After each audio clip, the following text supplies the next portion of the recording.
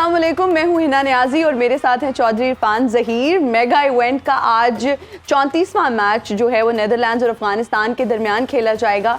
इस mega event में Netherlands और अफगानिस्तान की टीम्स जो हैं वो 6 मैचेस खेल चुकी हैं, जिसमें अफगानिस्तान को 3 जबकि नीदरलैंड्स को सिर्फ 2 मैचेस में फतह हासिल हुई।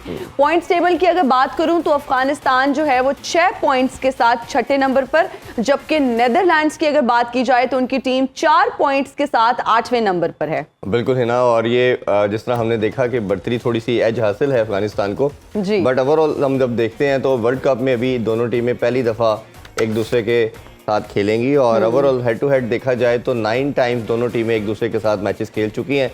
7 टाइम हमने देखा अफगानिस्तान मैच जीता और 2 दफ़ा जो है नीदरलैंड विक्टोरियस रही। तो ओबियसली स्टैट्स तो हमें ये बताते हैं कि अफगानिस्तान को थोड़ा एज ज़्यादा हासिल है और वो बेहतर शायद क्रिकेट उनसे खेली और ओबियसली थोड़ी उनसे सीजन साइड भी नज़र आती है। But on the given day कौन अच्छा खेलता है ये आज देखना पड़ेगा। आई गेस कि शायद ये टॉस भी इस पिच पे काफ़ी वाइटल रहेगा। अपने गेस की तरफ बढ़ते हैं जी। हमें सब जानते हैं कि हमारे 92 के लेजेंड्स हमारे साथ हैं पूरी इस वर्ल्ड कप की सबसे बड़ी ट्रांसमिशन में। इंडिया से हमें ज्वाइन कर रहे हैं हम सबके दिलों के राजा रमीज़ हसन राजा। अस्सलाम वालेकुम रमीज़ भाई। जी वालेकुम सलाम। बहुत शुक्रिया आपके टाइम का। और हमें पाकिस्तान से ज्वाइन कर रहे हैं, सेट पे डेली हमारे साथ होते हैं one and only Aqib Javed. अस्सलाम वालेकुम आकिब भाई। वालेकुम अस्सलाम। ठीक ठाक है आप? ठीक। चले गुड ग्रेट माशाल्लाह। अच्छा, ये पाकिस्तान से जब कहते हैं ऐसे लग रहा है हम यूएस से शो कर रहे हैं। फील तो नहीं रहा, फील वो वाली आती है। कैसे आकिब सर आप? ठीक है, इंडिया पाकिस्तान को मिक्स करते हैं। हाँ जी। आई थिंक हम रमीज सर से कल के मैच की बात करते हैं। सर, अगर इंडिया की बात करें तो बहुत ज़बरदस्त हम देख रहे हैं कि वो क्रिकेट खेल रहे हैं, लेकिन अगर श्रीलंका की बात करें तो बहुत बुरी तरह उनको कॉन्टिन्यूस डिफीट्स का सामना है। इंडिया की बात करें तो उनके बारे में कहा जाता है कि अपने होम ग्राउंड में हमेशा बहुत अच्छा परफॉर्म करते हैं, लेकिन अगर श्रीलंका की बात करें तो उनकी टीम की परफॉर्मेंस हम देख रहे हैं कि बैक टू बैक जो है वो बुरी से बुरी होती जा रही है। आप क्या कॉमेंट देंगे? ये सारे एशियन ब्लॉक तरह से एम्बैरेसिंग डे था, क्योंकि हम बहुत करीब हैं श्रीलंका के। हमारे बहुत दफा पाकिस्तान आए हैं, टैलेंट बेइंतहा जबरदस्त है, सब मानते हैं कि ऑन द डे ये भी हर टीम को हरा सकते हैं और पाकिस्तान को मुतवातिर हराते हुए आ रहे हैं। मगर फिर उसके बाद इस तरह का एक मैसिव डिप आ जाना, ये जो है ना, ये आपके दिल को लगता है। 50 पे आउट हो जाना, ये इसकी कोई जवाब नहीं है। सो इनको मतलब है हर जगह के ऊपर काम करना है। जैसे मैंने पहले भी कहा था, सबसे ज्यादा कैच छोड़ने वाली टीम श्रीलंका इस वर्ल्ड कप में जी। फिर उसके बाद एक दिन इंग्लैंड को जीत लेते हैं, दूसरे दिन अफगानिस्तान से हार जाते हैं, फिर 50 पे आउट हो जाते हैं।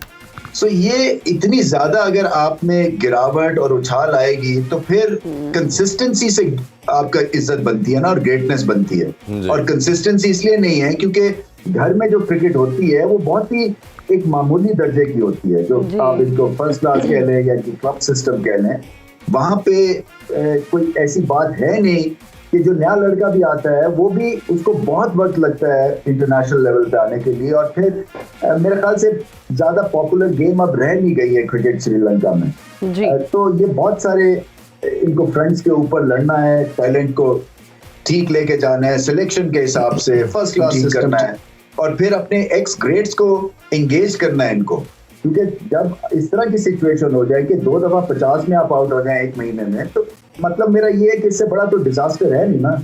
ये हेडलाइंस इन्होंने बटोरी हैं फॉर द रॉन्ग रीजन। अच्छा रमीज भाई, अगर हम इंडिया की ओवरऑल टीम की परफॉर्मेंस की बात करें तो पहले बैटर्स के हवाले से अगर पूछें आपसे, तो जो इंटेंट नजर आती है, एक तो बड़ा खूबसूरत ब्लेंड है उनके सीनियर प्रो का और जो यंगस्टर का बड़ा जबरदस्त किस्म का बंच बन चुका है। कल की इनिंग्स के हवाले से देखें तो शुभमन गिल ने 92 की, 88 कोहली ने 82 हमने शरियाज का देखा। एक तो ऑप्शन ये थी कि थोड़ा स्लो होके सेंचुरी की तरफ जाते, दूसरा ये था कि वो आप सेल्फिश अप्रोच ना रखें और जो टीम की रिक्वायरमेंट थी तेज़ खेलने की तरफ गए, जो कि नज़र भी आया कि उन्होंने अपनी इंटेंट को कहीं भी स्लो डाउन नहीं किया। एक तो इसको कैसे देखते हो? और जो इंडिया की रिकग्निशन हमेशा से बैटिंग रही, बॉलिंग में हमेशा बड़ा वीकर लिंक रहे, बट अभी जो एशिया कप और वर्ल्ड कप में इनका ट्रायो देख रहे हैं, हमने देखा बुमराह का, सिराज का और ये मोहम्मद शामी का एक खूबसूरत ट्रायो बन गया। और जिस तरह से ये बॉलिंग कर रहे हैं, शायद लग रहा है कि दुनिया की one of the best bowling lineup भी बन चुकी है। इसको भी कैसे देखते हैं आप? देखिए इरफान, जो माइलस्टोन्स है ना, वो एशियन प्लेयर्स के लिए अभी भी बहुत ज्यादा मायने रखते हैं। आप ये मत कहें कि ये बिल्कुल ही सेल्फलेस खेले हैं।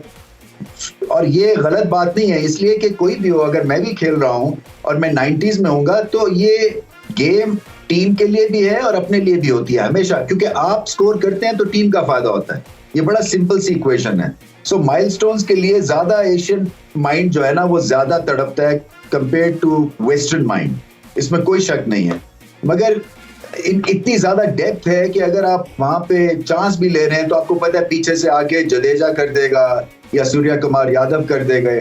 तो ये आई थिंक इस वजह से भी एक बेखौफी है और इस तरह से ऑडेशियसनेस जिसको कहते हैं ना बैटिंग में ललकार के और हमला करना और फिर पीछे मुड़ के नहीं देखना और किसी भी जगह से जो है वो गेम को अकेले जीत लेना, ये मैच विनर्स होते हैं। टीम के पास 2 या 3, भारत के पास इस वक्त 5 या 6 मैच विनर्स हैं। और इसी तरह से जो बॉलिंग अटैक है वो दुनिया का बेहतरीन है, चाहे टेस्ट क्रिकेट हो जाए। आपको याद होगा ऑस्ट्रेलिया में ये 30-35 पे आउट हो गए थे और अगला ही टेस्ट मैच जीत गए थे ये। तो ये टीम बाउंस बैक भी करना जानती है और इसीलिए रिस्पेक्ट गेन कर रही है सारी दुनिया की, क्योंकि डिफरेंस बता रहे हैं। 350 के बाद 50 पे आउट किया, तो ये डिफरेंस है दोनों टीम्स में, जो कि मैं कह रहा था कि पाकिस्तान को करना है। जब ये नीदरलैंड से खेले, शायद अफगानिस्तान के खिलाफ भी मैं समझता था कि वो इतने ही मार्जिन से जीतेंगे, मगर वो उल्टा चक्कर हो गया। तो जैसे बांग्लादेश के अगेंस्ट 1 साइडेड मैच था, पाकिस्तान ने मैच खत्म कर दिया। तो ये करना पड़ेगा, जो अगर आपने ग्रेट टीम बनना है और हेडलाइंस लगानी है, जो आपसे छोटी टीम है या कम स्किलफुल टीम है उसको फिर आप इस तरह से हराएं कि जैसे कि भारत ने हराया है। बिल्कुल सही। आकिब सर, आज के अगर मैच की बात करें, अफगानिस्तान और नेदरलैंड्स के दरमियान आज ये मैच है, आप क्या समझते हैं किस टीम का पलड़ा भारी है? क्योंकि जब हम अफगानिस्तान की बात करते हैं तो बहुत अच्छी क्रिकेट खेल रहे हैं, अगर हम अपने साथ कंपैरिजन करें तो बहुत बेहतरीन। बॉलिंग में तो वो अच्छे हैं ही, हम बैटिंग में भी देख रहे हैं कि कभी हशमतुल्लाह बहुत अच्छा परफॉर्म कर रहे हैं, कभी हम इब्राहिम को देख रहे हैं, गुरबाज को देख रहे हैं कि वो जितवा रहे हैं। तो उनके प्लेयर्स कुछ बहुत एक्स्ट्रॉर्डिनरी परफॉर्म कर रहे हैं, क्या कहेंगे? देखिए, वो नो डाउट के जो स्किल लेवल है वो तो अफ़गानिस्तान का बहुत अच्छा है, बट वहाँ जब डिसिप्लिन की बात करें तो नेदरलैंड के पास डिसिप्लिन बहुत ज़्यादा है। अपनी जितनी भी लिमिटेशंस हैं उनकी इम्प्लीमेंटेशन बहुत अच्छी करते हैं। जब आप बड़े बड़े स्टार्स बन जाते हैं ना तो आप एट टाइम्स रिलैक्स हो जाते हैं, आप पर्सनल ग्लोरीज की तरफ चले जाते हैं। वो एक ऐसी टीम है कि वो एक मैकेनिकल फिलॉसफी लेके आती है। वो छोटे छोटे उन्होंने देखो पॉकेट में भी रखे होते हैं कि मैचअप्स के, अगर ये और ये मैचअप्स जो है इतने ऑब्वियस बाकी टीमों के नहीं है, लेकिन जितने पाकिस्तान ने दिखाए हैं कि जहाँ इफ्तिखार आए स्पिन लगा दो, ऐसे ही जहाँ कोई दूसरा इमाम आए उसको बाउंसर्स कर लो जी। तो इस तरह की इंडिकेशंस जो हैं वो टीमें वर्कआउट करती हैं, बट डिसिप्लिन उनका मुझे पसंद है। बेसिक क्रिकेट खेलते हैं और ये आपस में काफ़ी खेलते रहते हैं, एसोसिएट में लेवल पे भी काफ़ी खेले हैं। But I think Afghanistan definitely, क्योंकि उनके पास जो गुरबाज है वो एक ऐसा प्लेयर है कि अगर वो चल जाए तो उम्मीदा बन जाती है, तो इसलिए इम्पैक्टफुल प्लेयर है जी। और बॉलिंग उनकी बहुत अच्छी है और 3 स्पिनर्स हैं। फारूकी ने 4 विकेटें ली पिछले मैच में। उमर ज़ई जिस तरह से ऑलराउंड परफॉर्मेंस दे रहा है, तो आई थिंक ये अफगानिस्तान आज के मैच में तो क्या, ये आगे भी मुझे लगता है ऑस्ट्रेलिया और साउथ अफ्रीका से इनके 2 मैचेस बाकी हैं। अगर ये आज जीत जाते हैं और वहाँ एक सरप्राइज कर देते हैं जो कि सेमीफाइनल में जो कि मैं समझता हूँ कि अब साउथ अफ्रीकन टीम इस मूड में आती जा रही है कि कोई धचका खाए और बड़ा धचका खाए। अच्छा इसमें कि भाई आपसे थोड़ी सी बात हम मीडिया के वाले से भी करना चाहेंगे। अब मैं देख रहा था स्टैट्स के 2011 में 2015 में भी ग्रुप स्टेजेस में ये नंबर 1 थे और फिर ओबियसली हमने देखा कि 15 में भी कोलैप्स देखा, 19 के वर्ल्ड कप में भी सेमीफाइनल में इनको हार हुई।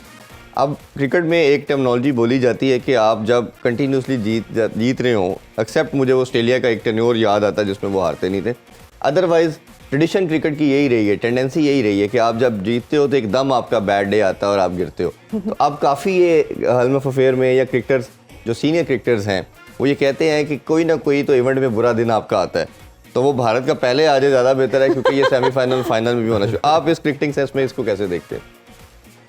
देखिए, डिपेंड करता है, कोई ऐसा ब्लंडर कोई मार दे इंडिया, साउथ अफ्रीका या इस तरह की टीम को पहले बैटिंग दे दें और वो इतना स्कोर कर दें और शाम को फंस जाए।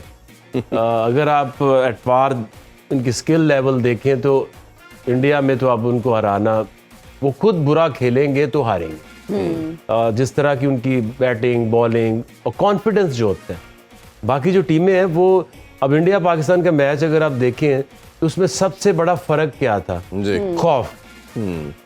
कि ऐसे तो नहीं, ना बैटिंग ऐसी पाकिस्तानी टीम करती ना बॉलिंग ऐसे करती है, तो वो जो एक डिफरेंस है प्रेशर को किस तरह से लेते हैं, और एक मैच के हार जाने और जीत जाने में फ़र्क आपने कितना डाला हुआ है। जी ऐसे ही है। बाकी कुछ टीमें ऐसी होती थी, I mean Afghanistan, they got nothing to lose, they have achieved whatever they wanted to. अब इनकी जितना और आगे जाएंगे वो बोनस है, क्योंकि पहली दफ़ा उन्होंने किसी तगड़ी टीमों को हराया, पाकिस्तान को हरा दिया। तो पाकिस्तान के हराने से वो ज़्यादा खुश होते हैं आजकल। एक नई राइवलरी उन्होंने बना ली है, तो हमारी नलायकी है कि हम इस लेवल पे नलायकी कि अपनी राइवलरी ले गए। बट आई थिंक अब वो खेलेंगे, आज उनके ऊपर होगा प्रेशर के नेदरलैंड से नहीं हार। अच्छा, आखिर में इनकी सक्सेस को अगर थोड़ा सा हम एनालाइज करें तो सबसे इंपॉर्टेंट चीज़ जो नज़र आती है मुझे वो कंट्रोल एग्रेशन है। एक ही वन डायमेंशनल किस्म की क्रिकेट खेलते थे, टैग करते थे, एग्रेसिव खेलते थे। जैसे ही उन्होंने ख़ास तौर पे बैटिंग में अपने आप को कंट्रोल किया है, अगर उन्होंने बाउंड्री नहीं लग रही तो सिंगल डबल पे भी कंसंट्रेट करना शुरू किया, तो इंटायरली डिफरेंट कंपोजिशन के साथ ये आ गए हैं। इस चीज़ को कैसे देखते हैं आप? देखिए वो खेल खेल के ना, वो क्योंकि ये टीम उन्होंने बनाई है, तो देखिए आप उनकी 2-3 साल से ना यही टीम आप देखेंगे। तो वो 3-4 साल पहले भी शाहिदी जो है वो इसी तरह बैटिंग करते करते करते अब उनके पास इतने रिसोर्सेज हो गए और वो एक टीम बनते जा रहे हैं। पहले इनका ये प्रॉब्लम, अभी भी थोड़ी सी इनको इस चीज़ को रोकना पड़ेगा, ये जो शफलिंग करते हैं ना कैप्टन लेवल के ऊपर, कभी राशिद को बना देंगे फिर उसको हटा देंगे, कभी किसी को बना देंगे। तो ये एक ऐसा, क्योंकि जब आपके पास रिसोर्सेज कम होते हैं तो आप उसका फ़ायदा भी उठा सकते हैं। कई दफ़ा बहुत ज़्यादा टैलेंट हो ना, तो जो प्लेयर टीम में खेल रहे होते हैं वो हर वक्त इनसिक्योर होते हैं कि पीछे से कोई ना कोई आएगा, मुझे वो निकाल देगा, रिप्लेस कर देगा, तो आप पर्सनल परफॉर्मेंसेस की तरफ चल पड़ते हैं। बिल्कुल ठीक। लेकिन टीम वही बनेगी जो 3-4 साल एक यूनिट इकट्ठा रहेगा, वही 18-20 प्लेयर हो, अब उनको for the longer period of time इकट्ठा रखे। But composition is important. ऐसा ना हो कि आपके पास अब वर्ल्ड कप में जाके पता चले पाकिस्तान, क्योंकि हमारे पास तो नया बॉल कराने वाला बॉलर ही नहीं है जी, या हमें तो कोई लेफ्ट आर्म स्पिन करा दे या रिस्ट स्पिनर को हमें तो रीड ही नहीं होता। तो ये आपकी रीड पहले होनी चाहिए, बिल्कुल जब आप प्लानिंग कर रहे होते हैं, प्रिपेयर हो रहे होते हैं। बिल्कुल। तो I think this is the only way, क्योंकि जो भी टीम सक्सेसफुल हुई है, इंग्लैंड की देखें तो वही एक बंच अभी भी वही है, इनकी सिलेक्शन खराब नहीं है। बिल्कुल। अब वो डिसंगेज लगते हैं, बोर हो चुके लगते हैं, कोई कॉम्बिनेशन शुरू में चला नहीं हो पाए इन कंडीशन के साथ, वो तो वो उसी तरह से। बट अभी भी उनकी जो ऑन पेपर सिलेक्शन है वो जस्टिफाइड है और बड़ी अच्छी सिलेक्शन है। सिलेक्शन है, बिल्कुल। जो ऑस्ट्रेलिया था, अभी तक आपको याद होगा एक एक प्लेयर के वो पॉन्टिंग कहाँ आता था, हेडन कहाँ आता था, गिलक्रिस्ट क्या करता था, बिल्कुल ऐसे ही। तो ये जो जब तक आपकी टीम कितनी अच्छी है, जाके लोगों से, बच्चों से पूछे कि किसकी टीम का उन्हें सबसे ज्यादा पता है।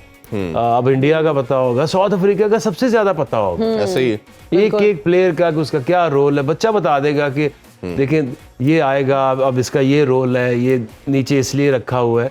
अब श्रीलंका का हम बात करते हैं, अच्छा नहीं खेल रहे, तो हमें नहीं पता कि उनकी क्या गेम प्लान है और क्या स्ट्रेटेजी है। देखो नथिंग, इम्पैक्ट ही नहीं है किसी प्लेयर का।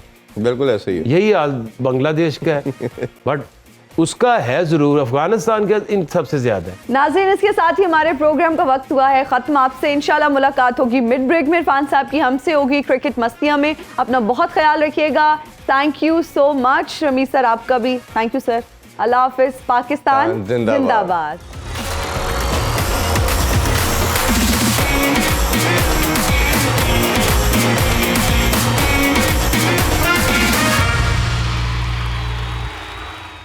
खेलों से रिलेटेड तमाम अहम खबरें और अपडेट जानने के लिए सुनो न्यूज़ के YouTube चैनल को भी सब्सक्राइब करें और बेल आइकन को क्लिक करना मत भूलिएगा।